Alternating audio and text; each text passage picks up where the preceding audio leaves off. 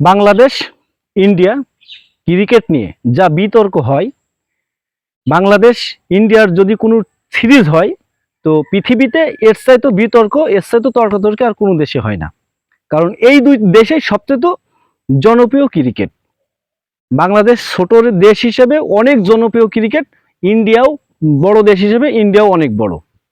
কিন্তু এই দুই দেশের ভিতরে ক্রিকেটের ভিতরে পার্থক্য কোথায়?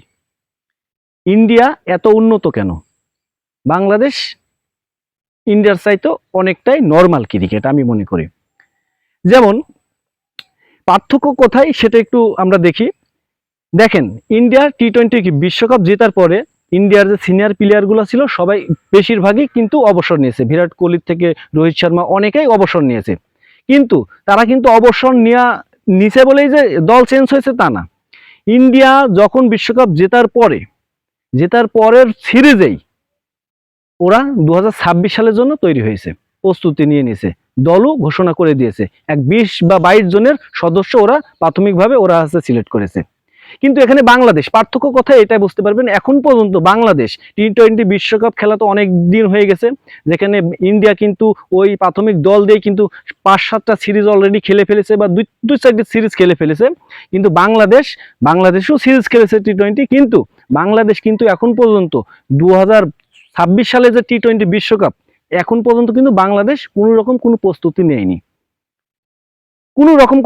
নেয়নি, যে কারা খেলবে এই টি-20 বিশ্বকাপ সামনে 26 সালে। এখন পর্যন্ত কোনো পরিকল্পনা বা কোনো রকম ইতে যায়নি বাংলাদেশ বোর্ড। যদি যাইতো তাহলে ইন্ডিয়া বাংলাদেশের যে টি-20 সিরিজ হচ্ছে এখানে কিন্তু মাহমুদুল্লাহ রিয়াদ কিন্তু থাকতে পারতো না। কারণ এটা নিশ্চিত যে মাহমুদুল্লাহ রিয়াদ কিন্তু 2026 সালে টি-20 বিশ্বকাপে থাকছেন না, খেলবেন না। তারপরেও কিন্তু মাহমুদুল্লাহ রিয়াদ ইন্ডিয়ান দলে আছে। মানে এই যে পার্থক্য আপনি দেখেন যে ইন্ডিয়া অলরেডি ওরা প্রস্তুতি নিয়ে নিয়েছে বিশ্বকাপের জন্য, এখনো অনেক দেরি বিশ্বকাপের।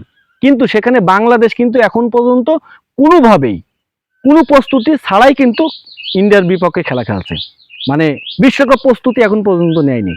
তো এই হচ্ছে বাংলাদেশ ইন্ডিয়ার পার্থক্য। ইন্ডিয়া যেটা 1 বছর আগে করে সেটা বাংলাদেশ 1 বছর পরে যাই ভাবে। তো এই হচ্ছে ইন্ডিয়া বাংলাদেশ ক্রিকেটের পার্থক্য। আমরা যতই তর্কাতর্কি করি, আমরা যতই বিতর্কর ভিতরে থাকি, আর আরেকটা বিষয় হচ্ছে খেলাধুলা বিতর্ক না থাকলে এই আনন্দটা হয় না। যেমন ইন্ডিয়া সিরিজ বাংলাদেশের সাথে টি-20 ম্যাচ হচ্ছে, আমরা অনেকেই অনেক রকম কথা বলছি, অনেক রকম বিতর্ক করছি যে বাংলাদেশ পারবে না বা ইন্ডিয়া পারবে না। এটা ক্রিকেটে থাকবে বা খেলাধুলায় থাকবে, এটা যদি না থাকে তো খেলাধুলা সেটাকে খেলাধুলা বলে না। তো যাই হোক, বাংলাদেশের উচিত সবকিছু আগে থেকেই, এখন বাইরের দেশগুলো যেভাবে ভাবাভাবি করছে ক্রিকেট নিয়ে সেভাবে বাংলাদেশেরও ভাবা উচিত আমি মনে করি।